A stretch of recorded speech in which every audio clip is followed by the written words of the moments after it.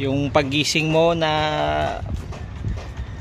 pakakawalan mo yung mga kalapati mo, ito ganito kadami, tapos unti-unti silang lilipad. Ay, talagang priceless.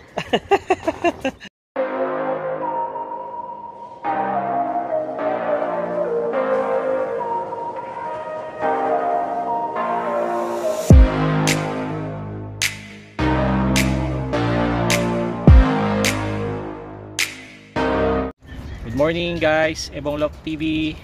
Today is Sunday, January 14. Abangan na para sa Bigan Ilocos Sur third lap derby. Pero bago ang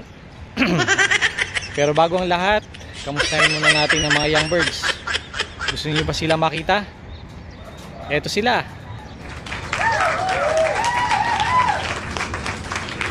So guys, ito yung mga young bird natin. Pinakawalan na natin. Oh my God! Wow!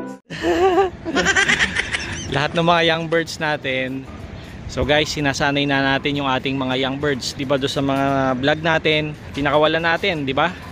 Yung tatlo. Tapos, hindi ko na na-vlog, sinunod ko na yung ibang young birds. Meron na lang natitirang tatlong young birds doon sa baba na medyo pinapagaling ko pa yung bulutong. So ngayon, itong mga young birds na nandito, hindi ako nagkakamali, mga siyam na young birds ito na naturuan nating pumasok sa trapdoor at napakawalan na rin natin.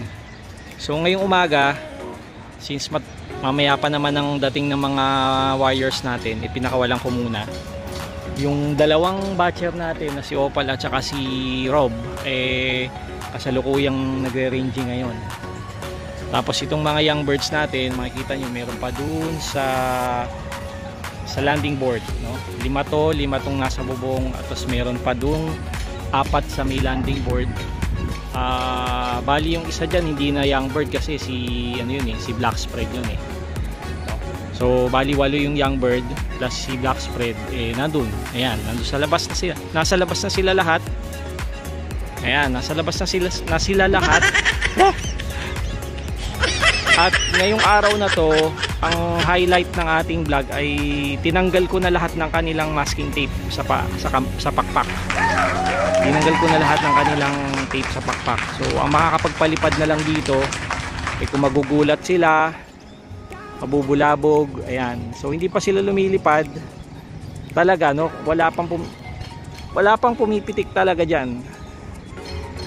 Maliban na lang dun sa dalawang nauna kong tinanggalan ng tape mga 2 days ago. Kahit papaano nakakaisang ikot ganyan, pero bumabalik. Pero lahat ito hindi pa natin nakitang lumipad.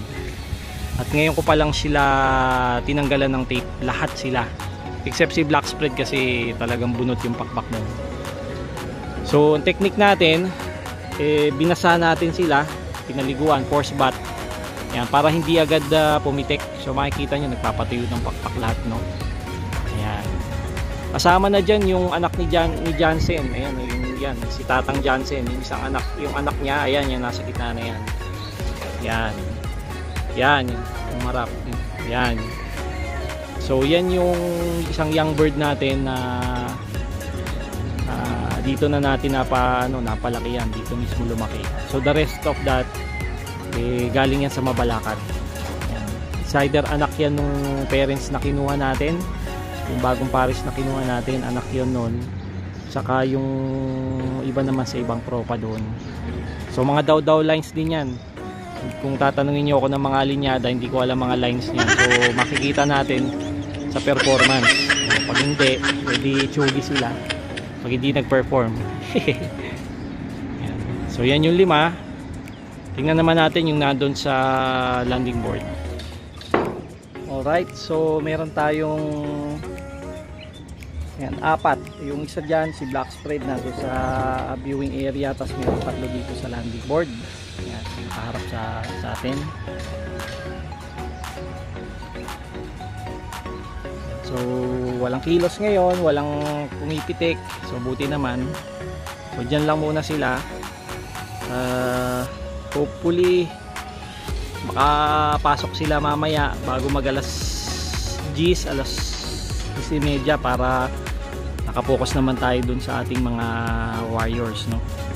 Ayan, naglinis na rin tayo ng bubong, no. Tinanggal natin yung mga dumi nila, pati yung parang pinakasaluan ng kanilang mga dumi, nilinis din natin yan. Kaya ready tayo sa abangan.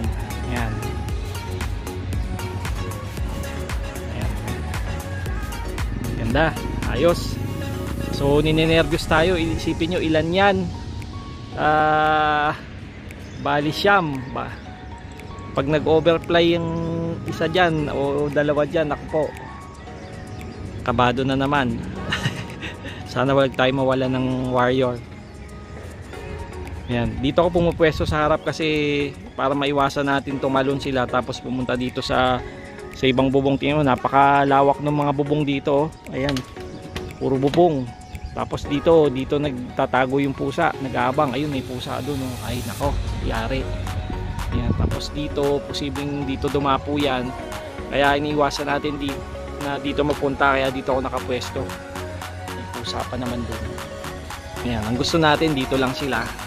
Hindi sila alis dyan sa bubong at saka dyan sa landing board. Kung pumitik man, dapat dyan sila dadapo. Ayan. So yun, may pusa na naman doon, oh. Yun, isa pa, dalawa na yung pusa. Kaya nakabantay tayo dito. Buti na lang linggo. So nagawa na natin yung mga dapat natin gawin sa mga obligasyon natin. Kaya libre tayong gumawa dito sa loob natin.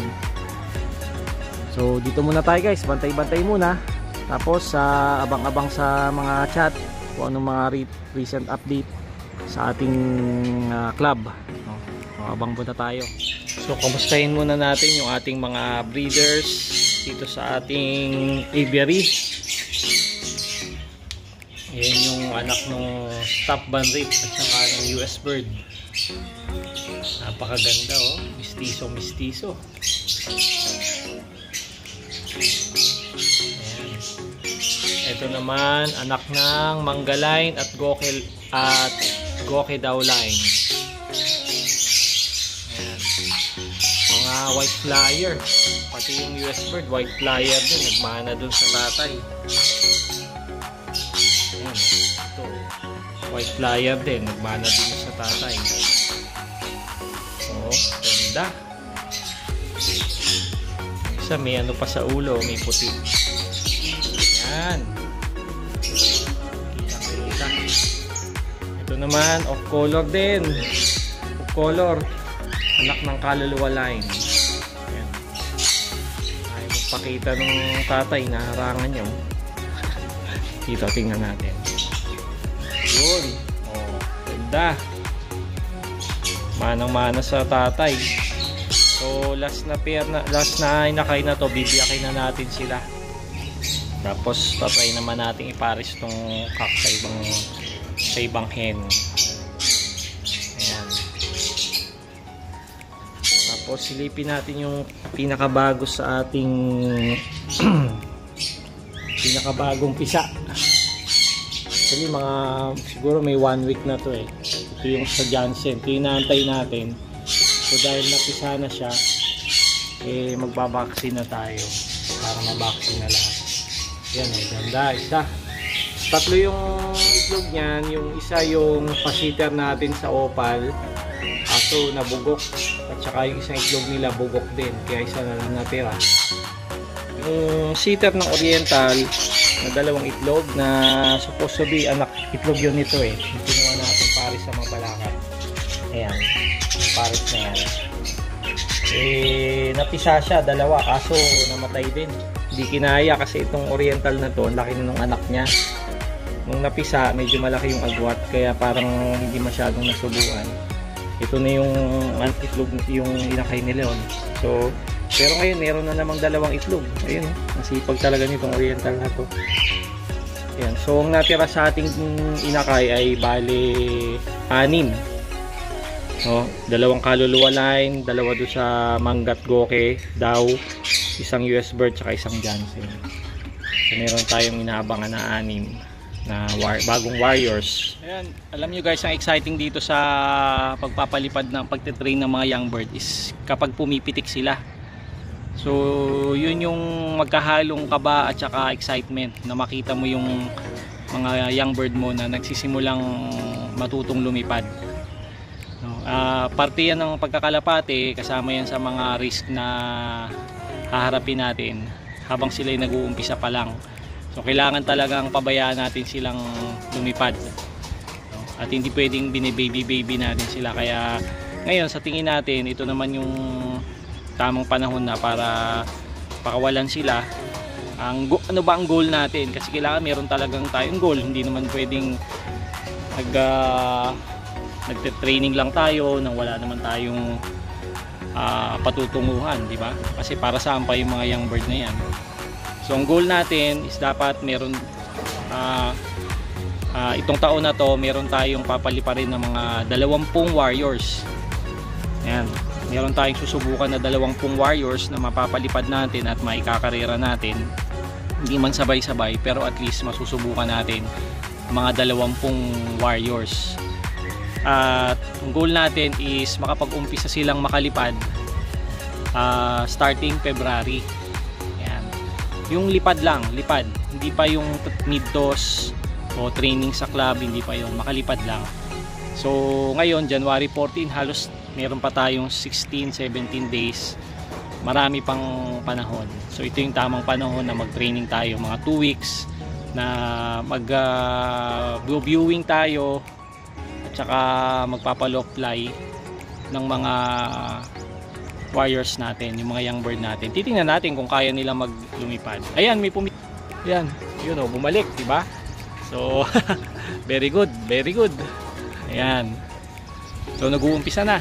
Nag-uumpisa ng sumubok mga warriors natin. So going back do sa goal natin, yung goal natin ay overall, syempre dapat meron tayong kahit papano mapanalunan this year, no? Kung hindi man tayo mag-overall champion, at least meron tayong position, meron tayong makuhang position. Yan yung ultimate goal natin, may makuha tayong position sa kahit anong club na sasalihan natin. Secondary, kung ano man yung secondary na lang, yung kung may makuha tayong mga pooling winner, no? At kung ano mang mga prizes na makuha natin sa mga karera sa club. Kasi kailangan din natin yun, at least kahit papano may pantustos tayo sa ating mga kalapate, di ba? Kasi hindi birong ang gastos diyan yung mga sa pag-aalaga ng kalapate. Kaya yun, ang goal natin is kahit papano meron tayong makuhang premyo, no, sa ating mga nilalaban. Ayan. So kailan ba tayo mag-uumpisang magkalapate ulit ngayong taon na to? Kasi dahil itong club na sinalihan natin is napakaganda, napakaayos ng kanilang sistema, maayos nating naumpisahan yung ating unang-unang derby ngayong January. Ang susunod nating sasalihan sa mga young bird is June 2024. Kung mayroong training na magsusimula sa June 2024, doon sasali na tayo. Kaya inahanda natin itong mga young bird na to sa pang June na mga training, pang June na derby. Ayan. So January, February, so itong January training nila, dito pa lang yan sa loft, no? Yung homing instinct nila, yan pa lang ang training natin. Pagdating ng February, loft fly. Yan, March, loft fly pa rin. Tapos may konti na tayong mid toss ng mga 5 to 10 kilometers hanggang 20 kilometers kung kaya. Yan, April in May, yan hanggang sa palayo na tayo magmi-mid toss. Hanggang kung kaya ng 60 kilometers to 100 kilometers. Ayan, magtotos na tayo. Hanggang sa June, pagdating ng June may mga club training, saka natin sila isasakay. So yun yung goal natin sa ating mga warriors. Ngayon, kung all bird naman ang pag-uusapan, itong ating nilalaban ngayon na 2 warrior, pati itong si Opal, hindi ko pa nailalaban. Kung mayroong mga training all bird na karera, pag-isipan natin, pwede pa naman natin silang isali. Sasali pa natin sila. Ayan. So yun ang ating goal. Yun pa lang yung nasa isip ko ngayon. Hindi pa yan nakasulat. Ayan. So maganda na may goal, di ba? Sinasabi ko nga sa unang vlog ko pa lang, may goal ka dapat. So sa umpisa ng taon, dapat naisiset mo yung mga goal mo, na ikakalendar mo yung mga activities mo para may plano ka. At yung plano na yun, hindi naman ibig sabihin nakatatak na sa bato yun, na hindi pwedeng mabago. Ibig sabihin, along the process, merong pagbabago yan. Depende sa sitwasyon, sa kondisyon ng kalapati natin, kung ano mang mangyari, mag-a-adjust ka. Pero dapat meron kang end in mind, yung goal mo. Yun. Dapat ma-achieve mo pa rin yung goal mo kahit na nag-a-adjust ka. So yung mga training, adjustment na lang, pwedeng mag-adjust ka dyan. Pero yung pinaka-goal mo, ano bang goal? Manalo, di ba? Ang goal natin ay manalo sa club race. So kung paano man natin gagawin yun, nakadepende yun sa ating plano at sa ating sistema.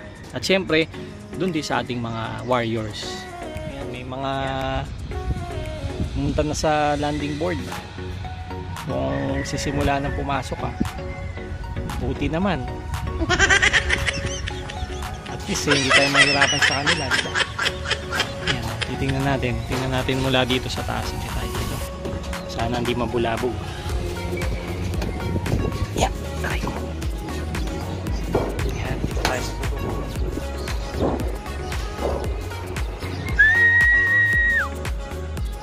Ayan, lumipad, ayun. Naku, lumipad na naman. Ay, si Opal yun. Ayun na, lumapo na doon sa kabila.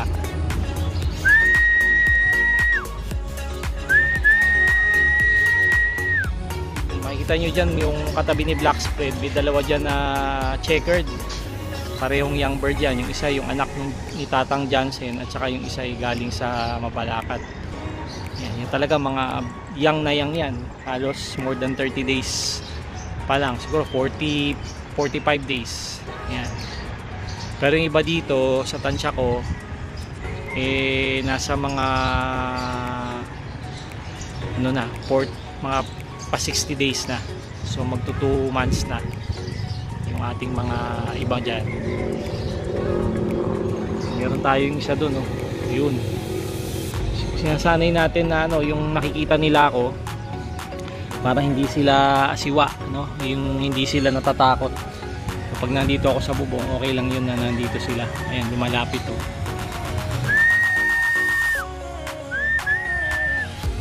Ayan, pumitik. Very good. Very good. May isa pa tayo dito. Opal. Si Opal nasa loob. Si Opal kasi dito na lumaki yan. Yan yung kauna-una kong papisa. Kaya may sentimental value sa akin tong kalapati na to eh. Ayan. So yan, hindi yan natatakot sa akin. Minsan na ganun, dapo ng dapo, matigas ang ulo. Pero ayun, nandun pa rin, sweet pa rin siya minsan lumalapit sa akin yan. Yung birds natin. Okay guys, silipin natin yung ating mga warriors. 9:32 AM na. So tingnan natin kung nakapasok na yung mga young bird natin. Ayun, may dalawa tayong nakikita dun sa landing board. Yung isa dyan young bird yung pinakabata silipin natin. Yun ando na lahat sila halos lahat ando na. Ito na lang may dalawa tayo dito tayo kita, isang young bird tsaka isa parang ito yung yellow ba tawag dyan na blue bar. Yun, pumasok na yung young bird. Ayan, tingnan natin yung kaya natin istipin.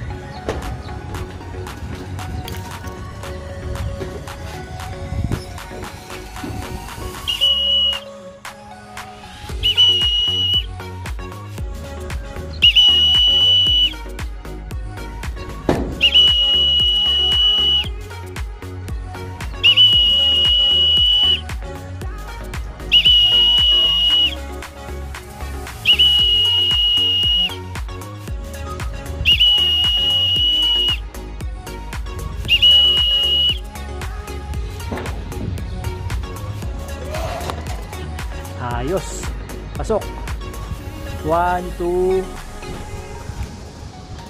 3, 4, 5, 6, 7, 8, 9, 10, 11. Ayos. Ayos, kompleto na. Nakapasok na yung mga young bird, pati si Opal at saka si Rab. Pasok na. Pasok, pasok. Pasok sa trap. Pasok sa trap. Para makakain ka na. Pasok, pasok. Sige. Very good. Diyan, pakakainin ko kayo ulit. So, ayan, kumakain na ulit sila. Saya-saya. Naturuan na natin yung ating siyam na young bird.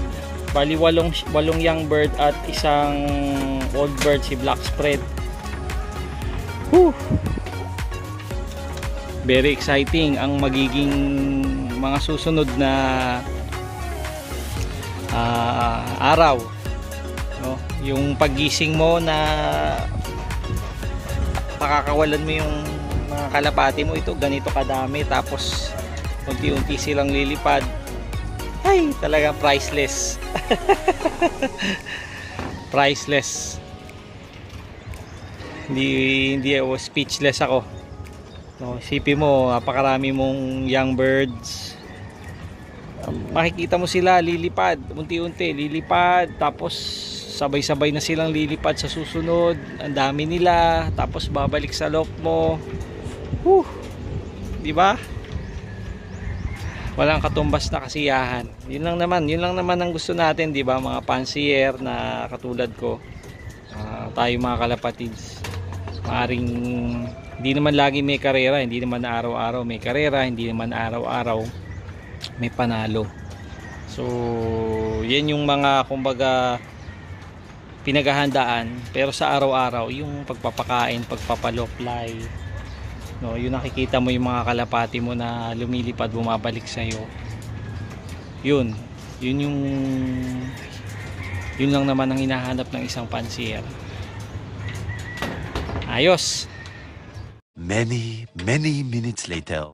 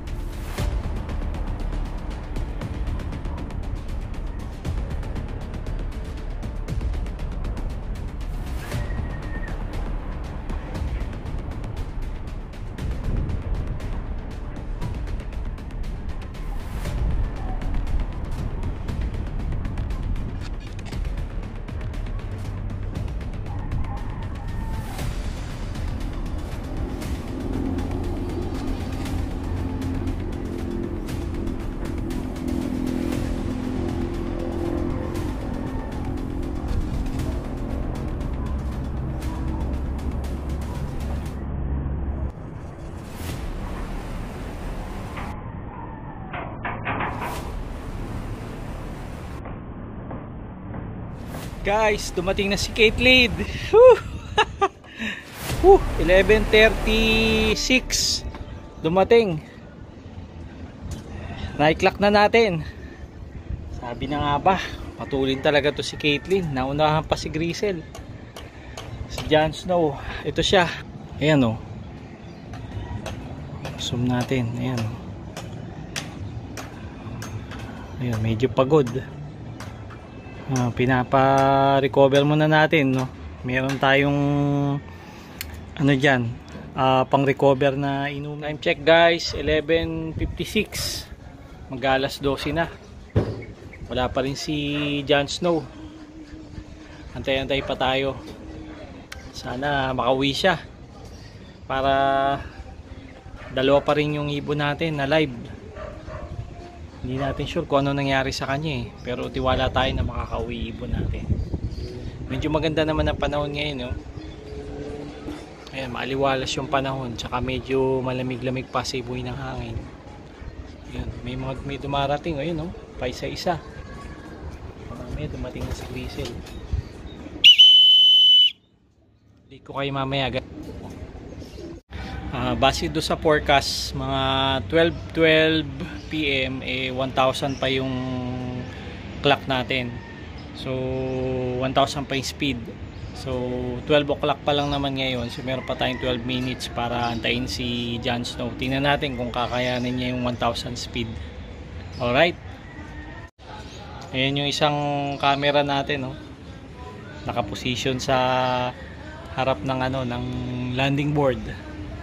Kaya isasama natin sa vlog kung ano yung makukuha niyan. Kanina na-capture na niyan yung pagdating ni Caitlyn. So yung pagdating naman ni Jon Snow, yun ang inaabangan natin. Mukhang sa ganitong oras ramdam na nung kalapati natin yung pagod. Kasi isipin nyo yung release 7:20. Ngayon alas 12 na. Katanghalian na, di ba? So kung lumilipad pa yan, malamang yan pagod na talaga yan, laspag na. Kaya sana makauwi si Grisel. Abang-abang pa tayo. Time check 12:06 PM. Meron pa tayong 6 minutes para magantay kung sakaling makukuha natin yung 1,000 na speed para kay Jon Snow. So abang-abang pa tayo. A few moments later.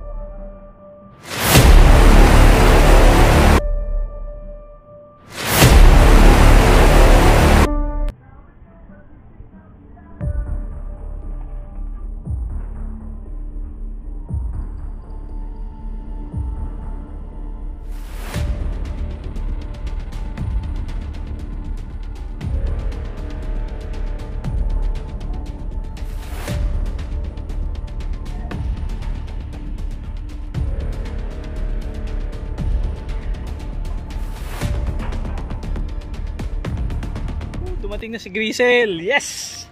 2 out of 2. Ayos. Uhon si Grisel, oh. Guys, ayan si Grisel. Dumating na. 2 out of 2 pa rin tayo. Yes!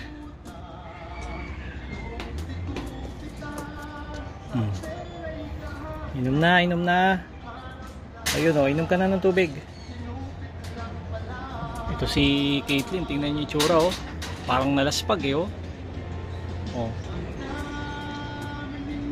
Pikwas yung balahibo, oh. Hindi recover pa yan, laspag pa yan. Pero ito si Caitlyn parang wala lang. 994 ang speed ni Caitlyn, ni Grisel, ni Jon Snow. Tapos itong si Caitlyn naman is 1,135. Napakatulin niya. Kaya siguro napagod ito. Pero itong si Grisel parang chill lang, oh. Oh. Titingnan natin yung paa, wala man lang bakas ng ano. Wala tayong makitang bakas na nagano siya, nagbukid. Walang itim eh. Oh, nahanap niya yung tubig. Doon, nak. Doon ang tubig sa ano. Yun, oh. Ayan. So, guys, ayos, 2 out of 2 pa rin tayo. Bigan. Next lap is Tuguegarao, Cagayan. Ganon din kalayo yun, sinlayo ng Bigan, pero ito naman sa kanan. So exciting to dahil panibagong strategy na naman ang gagawin natin.